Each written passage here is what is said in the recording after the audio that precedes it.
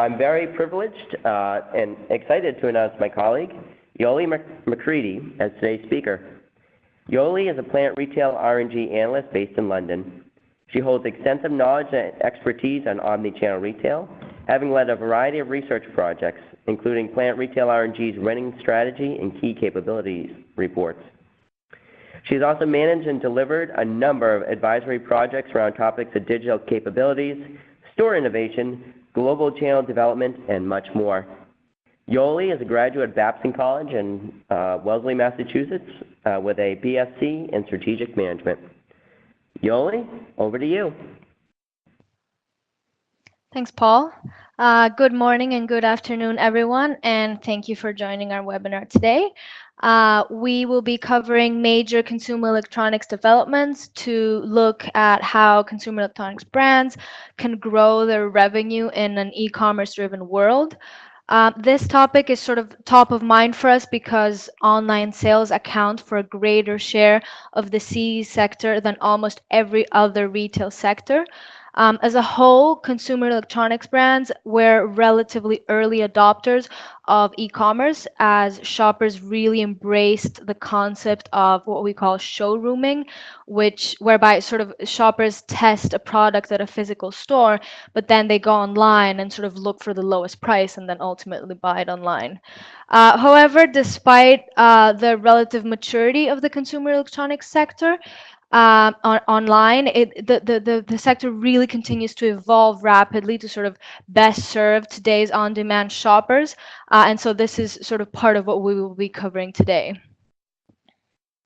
So let's start off by sort of defining what we mean by consumer electronics. So in our definition, it covers a range of key segments that include large household appliances such as fridges, washing machines, and tumble dryers, all of which we call white goods.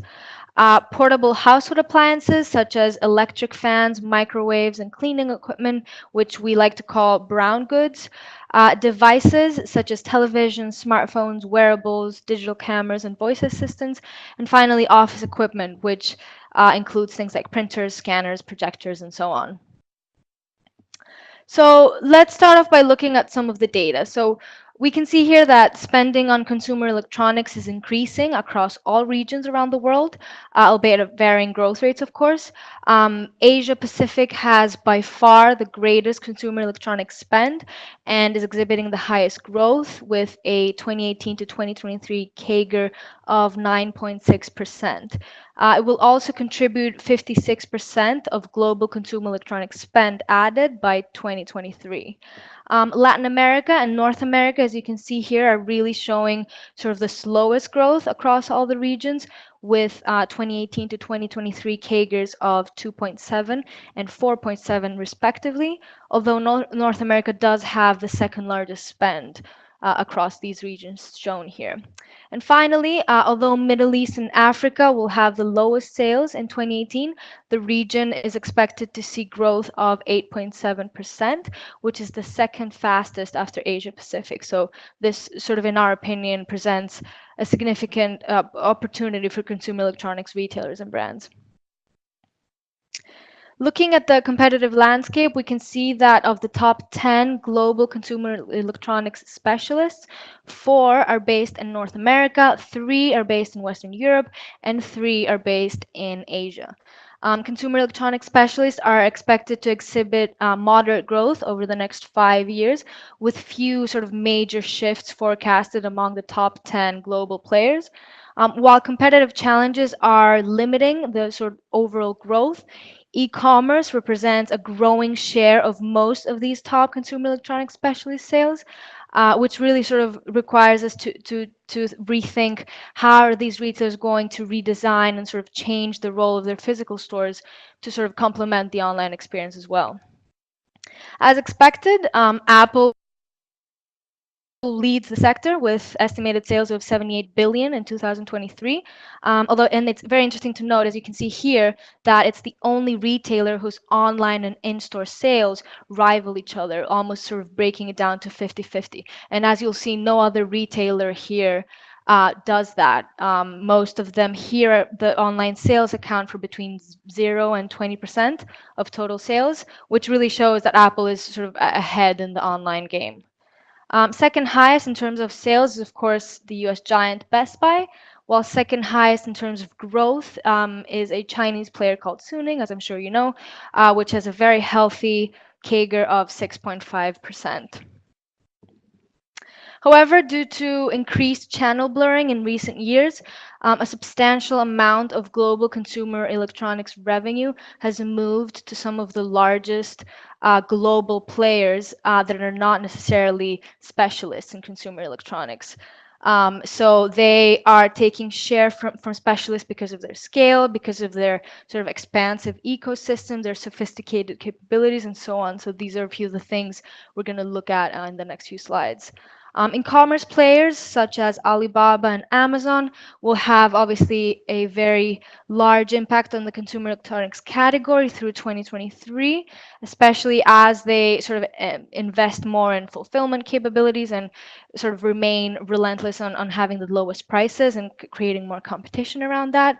But although some of these retailers are really driving many broad innovation in the general sort of retail landscape, a lot of times, obviously, we see that it is sort of the specialists and the smaller players that sort of focus more closely on initiatives that are designed specifically for consumer electronics.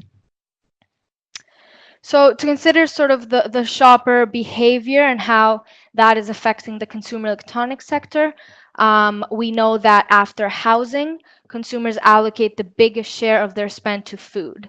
At the same time, though, as consumer priorities shift from consumption to experience, the second biggest winning category is consumer electronics and media. So obviously, this is very, very important. As a result, consumer electronics retailers are sort of incentivized to add this experiential feature to their stores to sort of maintain their store traffic and relevance. And this will in turn put pressure on a lot of established non-experiential CPGs whose in-store space will be reallocated or even eliminated in some cases. And those brands should therefore work very closely with retailers to capture opportunities to sort of adapt store formats and sort of maximize brand visibility.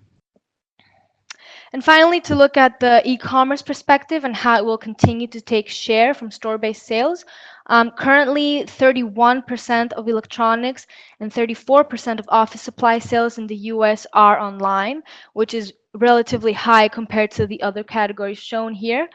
However, the desire to physically experiment with cutting-edge consumer electronics products is sort of changing the role that the store is playing in this category. For example, in China, the consumer electronics sector is being drastically altered by leading physical chains that are partnering with 3P marketplaces and so on. So things like the partnership between Suning and Alibaba. And finally, retailers are looking into a multitude of online to offline initiatives that really facilitate the whole process of returns, of click and collect, and of course of sort of physical showrooms for online retailers, as well as sort of enabling expanded digital capabilities and payment options. But the way we see it, the retail landscape is really undergoing significant change, and therefore retailer and sector growth will inevitably be dependent on sort of the ability to adapt to a shifting environment. The future landscape will be significantly disrupted by societal, technological, economic, industrial, and political drivers, what we like to call STEEP. Which will create opportunities and challenges for the consumer electronics sector. So some of the most significant drivers for this sector include the shifting preference for experience over tangible things, which, as we already mentioned, will have implications on both physical and online shopping. An urbanizing and aging population that will have different expectations and different shopping habits. The role of technology in communications, which will enable greater engagement and interaction. And finally, of course, the growth of e-commerce and how that will impact traditional shopping channels. So to navigate this changing landscape, we like to plan for the future retail scenario based on 4 winning strategies. And those are building a store of the future, which is the concept of stores transforming into social, experiential, frictionless, and curated hubs. Creating a strong e-commerce and digital ecosystem that can really support all of these new shopper needs. Then developing supply chain and fulfillment strategies that will really enable faster and more flexible delivery of products. And finally, fostering this true shopper engagement and retention process through data-driven and personalized interactions. So, how are retailers really creating seamless omnichannel experiences? We will first turn to Amazon that opened virtual reality kiosks in 10 shopping malls in India to promote its Prime Day event. So, after putting on an Oculus Rift headset, shoppers could walk through rooms that sort of reflected Amazon store sections. So, the same way that you would go through the website and go into the kitchen section of the store or the health and beauty or the living room, same thing here, just in a virtual world. And then using the headset, they could sort of handle any product in full 3D. So as seen in the examples on the slide here, a lot of shoppers use this experience for a variety of appliances and consumer electronics devices, sort of having the ability to look at them from all angles. In the case of the fridge here, sort of open it and close it and sort of view how it would look in an actual kitchen environment. So these types of examples are indications that the shift to smaller stores and the growth of e-commerce is really going to give rise to a lot of solutions that will bring products to life in a different way. And this type of solution is very suitable for consumer electronics as a lot of times they tend to be bulkier or sort of higher ticket items. And there's evidence that retailers that have rolled out such capabilities in their store have seen reduced inventory levels because they don't need to stock as many products, as well as fewer returns because shoppers can experiment with these things, view them in their own home setting through virtual reality, and so are much more confident and pleased with their purchase and therefore return less items. Over in China, consumer electronics retailer Suning has rolled out 5 unmanned stores called BU stores. These stores are sort of powered by a variety of technologies, including things like facial recognition, RFIDs, big data analysis, and of course the retailer's mobile app to sort of provide this omni-channel experience of combining the physical store and the data from online shopping habits. So what shoppers have to do is they have to pretty much link their bank account to the Suning Finance app, which then gives them entry to the store via facial recognition. And then they can browse the products, which range from electronics to even apparel, while the store sort of has the capability to sort of track them as they are shopping. And therefore, it sort of collects data on their age, their gender, their emotional reaction to different products, and so on. The store also has a smart recommendation system, so it really gives shoppers guidance on things they would be interested in based on things that they've shown interest in before, or maybe needs or preferences that they've indicated online. And finally, thanks to the RFIDs, shoppers do not have to go through a checkout, so they simply pick up the item, they pay through the mobile app, and then they can just walk out of the store. So I think this is a very interesting example which integrates multiple online to offline initiatives to sort of offer this greater personalization and speed that a lot of shoppers are looking for right now, while also, of course, removing the clunkiest process from the shopping experience, which is, of course, the checkout. So we think it's crucial for consumer electronics brands to partner with retailers like Suning because through these experiments, they can really gain more insight into shopper behaviors and therefore sort of improve their own new product development and merchandising strategies and so on. So we'll now turn to a few e-commerce initiatives to sort of look at how digital ecosystems continue to expand with the aim of sort of giving more comprehensive access to sort of different aspects of shoppers' lives. So we'll start off with a recent initiative from Best Buy, where shoppers with an Alexa-enabled device are now able to get exclusive voice-only offers from Best Buy. The offers are not necessarily available in stores or on Best Buy, so this makes them exclusive to sort of shoppers that have voice-enabled devices. And then shoppers can also use their Alexa device to inquire about their order status and store location and product research and so on. So the integration of voice across retail is obviously going to be huge. I mean, we're expecting 50% of all searches to be through voice by 2020.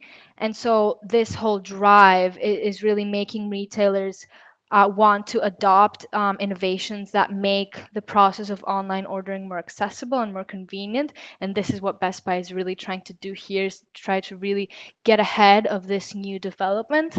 And it's initiatives like these that also sort of highlight the very changing paths to purchase that we are seeing emerge. And consumer electronics is a sector that will really be affected by this, which is why both retailers and brands should really figure out a way to work together in this in order to sort of produce long-term sort of growth and success. In terms of adding more value, Walmart in the US is now offering online customers the option to purchase in-home installation and assembly services for furniture and electronics. So this is a way that Walmart is trying to leverage online shoppers and consumer electronic shoppers to offer them an additional service, which then sort of adds value to the whole trip and to the Walmart as a retailer. And this move really helps Walmart sort of compete with specialists like Best Buy, who of course has its very well developed Geek Squad service. And then at the same time, what this means for suppliers is that they should be ready for the opportunity to launch their own sort of extended warranty and service packages for their electronic products, as people like Walmart are really coming into the game and sort of competing with them. Finally, I'd like to briefly talk about Best Buy's recent acquisition of GreatCall, as I'm sure you've probably heard of, who is a big provider of connected health and personal emergency response services. So this company has about 900,000 subscribers, and it offers them a combination of mobile products and connected devices to essentially help elderly people stay in their homes for longer. So this acquisition is really sort of a manifestation of Best Buy's 2020 strategy to enrich lives through technology. And so in this case, it's really addressing the needs of the aging population, which is obviously a huge societal trend that we'll see affect retail more and more. And it will also give Best Buy the ability to sort of broaden its ecosystem and venture into new products, target new shopper segments, and so on. In terms of supply chain and fulfillment, there are a number of recent initiatives that reflect the growing demand for speed and convenience, as consumer electronics retailers are really sort of obsessing over faster delivery and new automated fulfillment methods. And one of the most prominent examples that was recently announced is that of Chinese consumer electronics retailer Suning. So what this retailer did is it announced a new instant delivery solution as part of its sort of latest development plans. And what the service does is it provides 30-minute home delivery for customers within a 3-kilometer radius, as well as, of course, scheduled delivery services. And to offer this service, Suning really had to sort of think of different means that it could deliver all of these products in such a fast sort of time period. And so it's making use of its own professional delivery system, a crowdsourced delivery team, and even its own sort of delivery robot, which, as you can see on the bottom right here, is called Wolong number one. And Suning at the same time, in order to sort of really elevate its fulfillment capabilities, it's planning to build more than 1,000 dedicated logistics centers for its backbone network by around 2020, with a target of sort of adding 10 million square meters of storage space. And what this shows is that competition for fast and convenient delivery is really becoming a reality for the consumer electronics sector. And China, in particularly, we think is going to be a very important test bed for seamless fulfillment due to its sort of vast array of emerging technologies that are really coming out and sort of changing the sector right now. For this particular initiative, Suning is seeking brands to partner with in order to test the new service. So we think that this is a really big opportunity for electronics retailers to take part in this development and sort of identify which products would be best suited for the service, whether it's frequently purchased impulse items or the bigger, bulkier items that shoppers get really excited about purchasing. And so we think it's very important for them to partner with people like Suning to really sort of be involved in the learnings of this kind of initiative. And then, of course, we have developments that will affect the retail industry as a whole, and by extension, the consumer electronics sector. So in this case, Walmart is trialing a robotic system called AlphaBot technology, which pretty much aims to improve its online fulfillment process as a whole.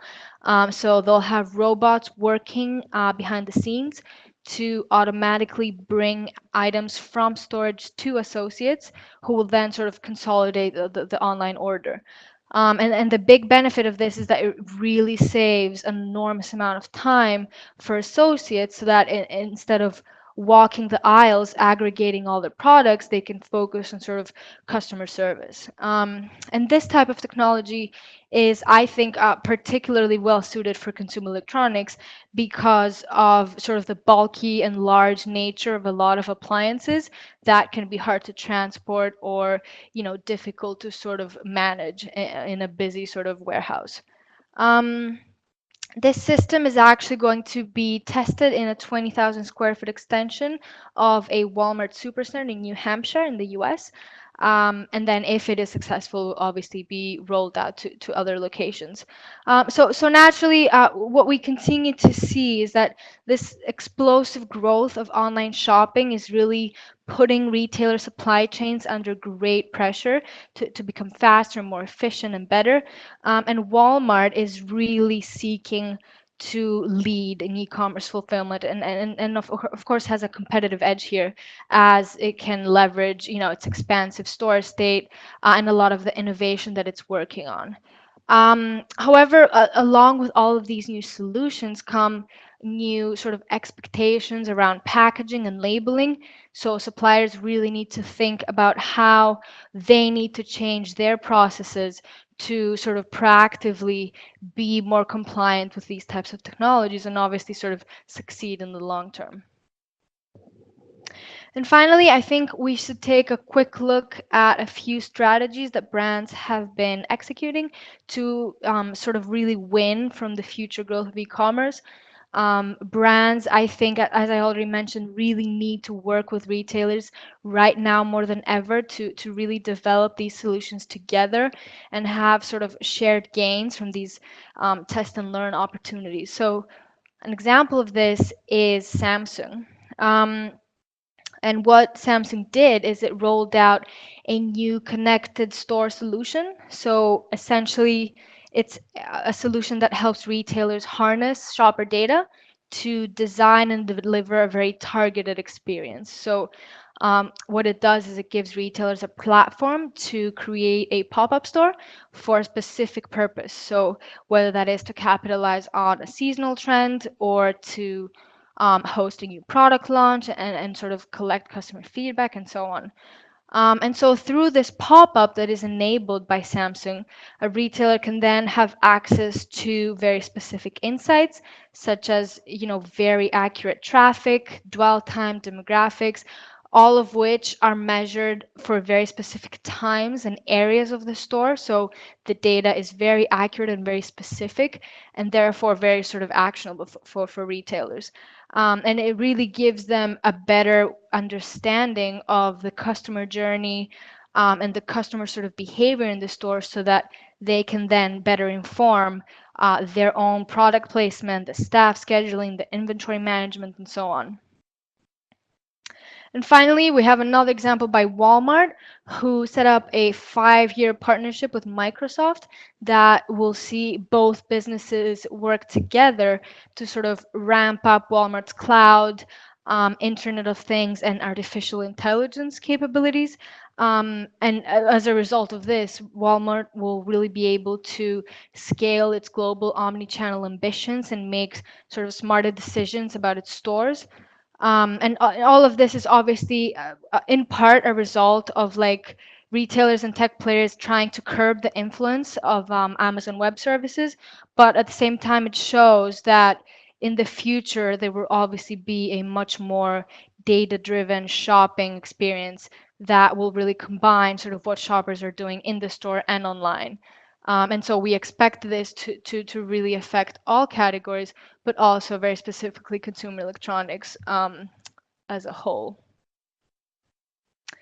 So I'd like to end there and hand over to my colleague Paul, who will give you a sort of brief overview of what's coming in the second part. And then I think we're going to check to see if there are any questions that came in. Great, thank you, Yoli, and thank you for those great insights and for those who have logged on. Just flip to the next slide. So literally coming up in 2 weeks, we'll be discussing a 6P e-commerce framework, which will enable consumer electronics brands to optimize their e-commerce assortments, their placing, pricing, promotions, content. And then also we'll look at how brands could actually organize their e-commerce business and e-commerce operations to take advantage of the sales opportunity that's coming from this e-commerce driven marketplace. Invitation emails will be out within the next week, so certainly be on the lookout for those, and we'll also have a copy of the registration link in the follow-up email that will be sent out within the next 2 days. Thank you for the brief introduction there, and I should also note that we have a white paper on the subject also coming out during the week of October 24th. So certainly be on the lookout for information both for the white paper as well as our upcoming consumer electronics blog series as well. Okay, Yoli, you can flip to the question and answer slide. Great, we now have entered the question and answers portion of the program. As I mentioned earlier, all participants are on mute for this call, but you can ask questions at any time by entering them into the Q&A box located on the right-hand side of your screen. We'll try our best at the end of the presentation to answer as many questions as possible. See, the first one I could get, will the recording and a copy of the deck be available? So yes, recording and the copy of the presentation deck will be available. Be on the lookout for that in your inboxes within the next 2 business days. Great, well here's the first question for you, Yoli. What would you say are the top tech factors influencing the consumer electronics sector? Thanks, Paul. Yeah, so I think there are a few that are actually affecting sort of the retail industry as a whole, and therefore by extension sort of the consumer electronics sector. So obviously robotics and artificial intelligence are really sort of starting to be used by top global retailers to I guess automate their supply chains and optimize their inventory management systems and even sort of improve their customer service. And we've seen a lot of automation around customer queries and so on.